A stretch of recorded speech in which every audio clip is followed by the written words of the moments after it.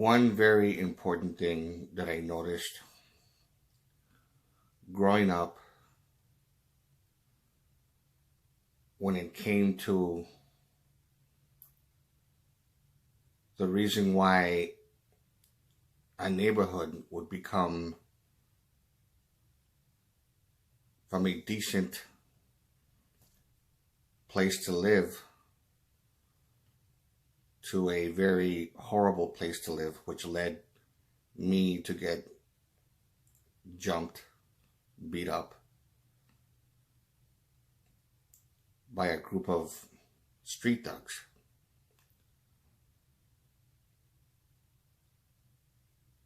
And no one would actually bother to even acknowledge or even mention the real reason why.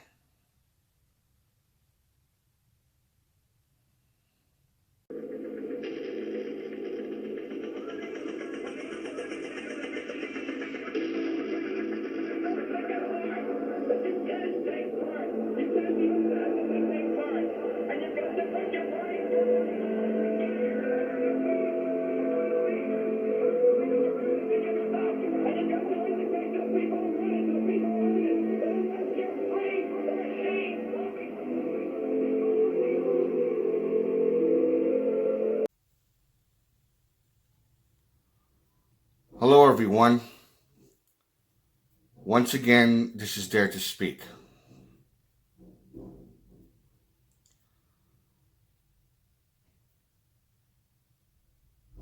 I wanted to tell basically a lot of you that even though I talked about me growing up in the ghetto, where when I was born in 1971, my parents, from what I was told when I asked about it years later, when I was an adult, excuse me, when I was an adult, they told me that the neighborhood that they lived in was nice. It was a nice neighborhood. And I know that a lot of people that grew up there during the 1950s and 60s and early 70s, they told me that the neighborhood was really nice until it slowly started to get bad with the with a lot of the street gangs and ghetto people and street thugs and stuff like that. The poverty. It was a slow thing that happened, but not too slow. It was around the early 80s where things started to get bad. And we all took notice of it. Now, the thing about it is, when my family and I moved out of the house that was supposedly haunted, but in reality it wasn't. It was because of my grandmother, the fucking witchcraft that she was doing and other people that were involved. One of the last things that set my mom off to finally say, we need to get the fuck out of here, was when she went downstairs, because there was a bunch of scary things that happened, but this one was like pretty much the last straw for her. There was a time where she went down to the basement to wash some clothes, and for those of you who are familiar with the 1970s, how they have those washers and dryers, and also that thing that wrings out. It was like two rolls. You put the wet clothes through it, and you like wring it out that way. It squeezes out all the water. Well, she was putting away some clothes into the basket that she just washed, and she put some other ones in in the washer. And then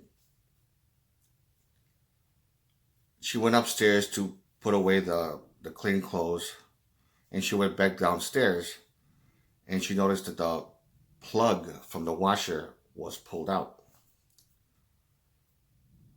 And she got angry. She probably thought that the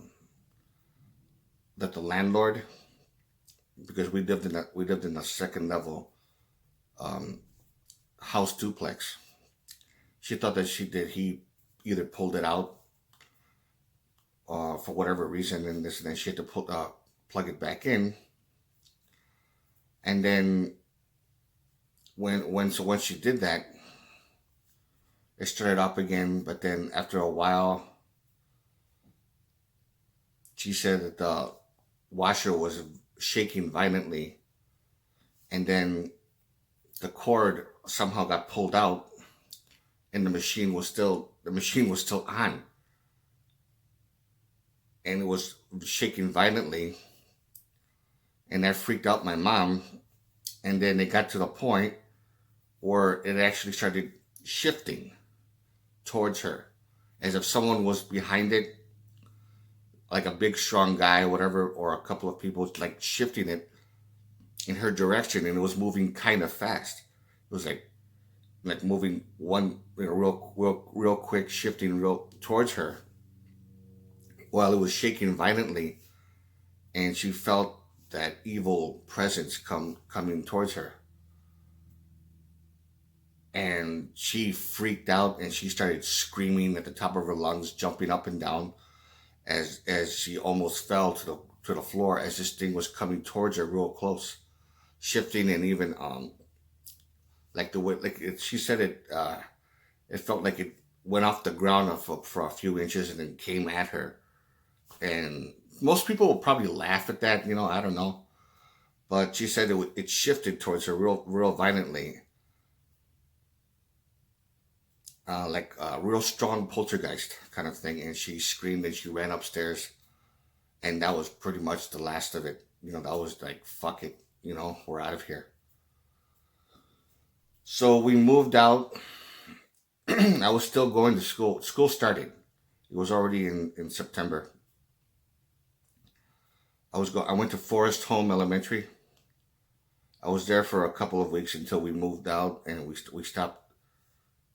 And I enrolled over at Cago Elementary. And it was 1978. And when I started starting classes there, the neighborhood was nice. And it wasn't until maybe a couple of months later, or I would say a year later, or I started to see the graffiti on the walls of the Spanish Cobras, where I saw the cobra snake, the staff, the diamond, the three dots, the S and the C, and then, and I saw it on the pavement, on the cement, and saw it carved in certain parts of like in the ground somewhere, and that kind of thing. And it was I think it was about 1979, but the neighborhood was still kind of nice. It wasn't all that bad. And I would go to the park a lot, over by Walker Square, where across the street is the United Community Center, which at that time it was called also the Spot. For those of you who ever went to UCC, back in the 60s and 70s, whatever, they would call it the Spot. That was another name for it. And I had fun going to the park.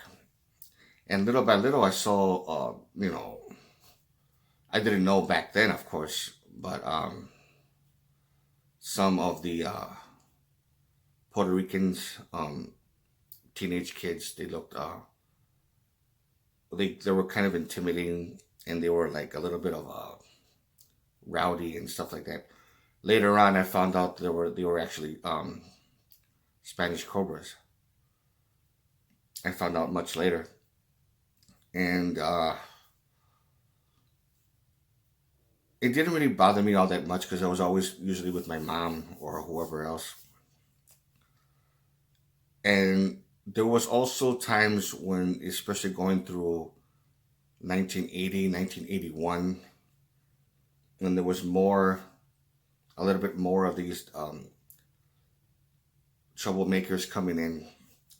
And I noticed that a lot of the whites were moving out, or some of them moved out, and a lot of Hispanics, especially during the 70s, a lot of them moved in. And even many years later, when I would hear complaints about punk kids doing stupid stuff and causing trouble, people getting beat up, and then I would hear talks about, oh yeah, these fucking spics or these fucking Mexicans or these fucking Hispanics or this and that. They ruined. They fucking ever since they came here, they fucked up the neighborhood and this and that. And like he was trying to make it a racial thing instead of a basically I don't know what I don't know what you would call it, but it was more like people. A lot of them, some of them came from Chicago, and they were very ghetto, and of course that's where some of the, or a lot of the Spanish Cobras that came to the neighborhood were from, especially the Medina brothers. And that's when they started their chapter somewhere in the mid to late 70s, but they didn't become like well known until 78 and 1979. But I always had a real serious problem with bullies back then, especially in 1980, 81. I was always picked on a lot because of my glasses. I got thick Coke bottle glasses, and a lot of them were like, I would get picked on a lot because of that shit too. And a lot of the punks that actually picked on me were from different races. There were some that were, a couple of them that were black, a couple that were white, and a few of them that were Hispanic. And it usually bothered me a lot. When about, I would say,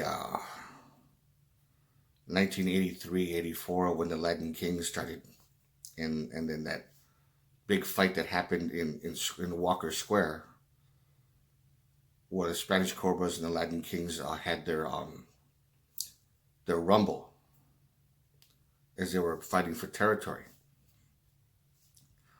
That's when, the Latin Kings won because they were larger in numbers. And even though, as I graduated from elementary school and I went to Kosciuszko Middle School, the bullying still was kind of bad, somewhat, not real bad, but kind of bad, throughout my 7th and 8th grade.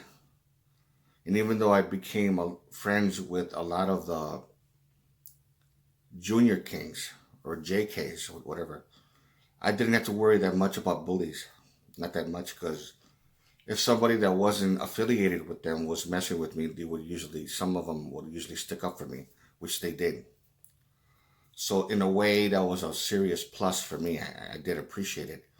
And even though I didn't really approve or even cared for their for a lot of the stupid shit that they did, as gangbangers, I still, I mean, getting some backup against bullies from them was, I appreciated it. Let's just put it that way.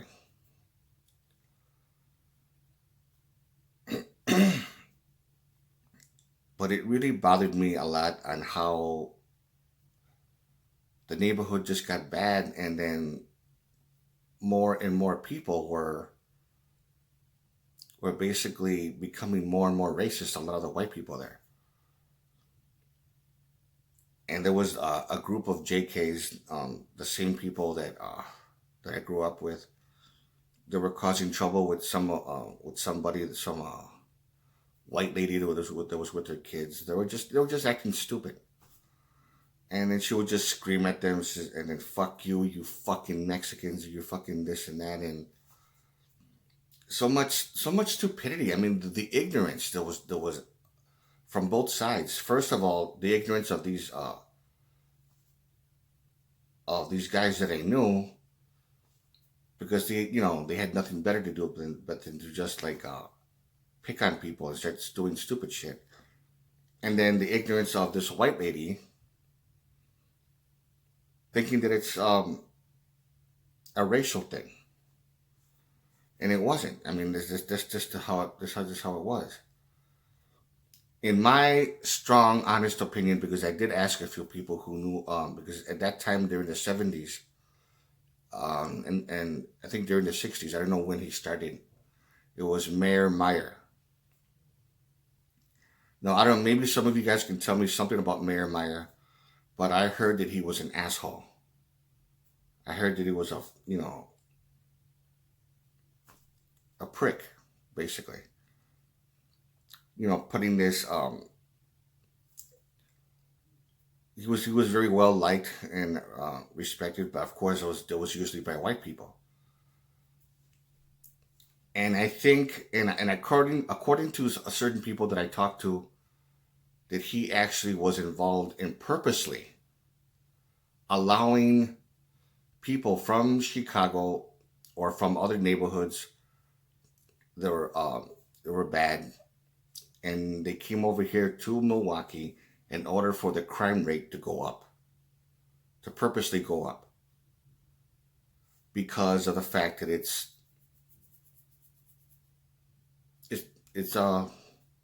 profitable, basically. The more, because and of course liquor stores started opening up in certain places, and when more people come from bad neighborhoods or from another city, and then even though not all of them were bad, some of them were decent people, but obviously not enough. And then the negative influence, and then the rise of the Spanish Cobras when they started their chapter in the 70s, and then seeing how things got bad, it bothered me a lot, and how ignorant a lot of the white people were when they said it's because of them. But if someone were to talk bad about Mayor Meyer, they would say, "Look, no, he did great. He did great for the community. He did this and that."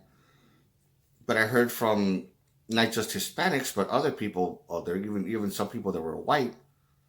Not many of them, but some of them, they were saying bad things about him. So who am I supposed to believe? Now, my question to all of you in this particular case: is it possible for a mayor who's basically corrupted, along with a corrupted alderman, regardless of race, to purposely make sure that the neighborhood goes south, that becomes real bad because it's good for business, or to get something out of it? Because when the crime rate goes up, people will say, "We got so much crimes. There's so much of these punks that they're ruining the community." And then it gets there's the news media and all this kind of stuff, and then that's when the mayor says, "Well, I'm going to do something about it." So they get more police officers, and of course it costs money. Taxpayers pay for it. It's a very good business deal. It's a very good business strategy, in other words. Is that possible to happen? For someone to purposely make sure that something like that happens? Is it very possible? That's what I want to know. So if there's anybody that could give me any good answers on whether or not it's actually possible, I would like to hear about it. If you like this video, give it a thumbs up. Questions or comments, you know what to do. And this is Dare to Speak. And to all of you, take care.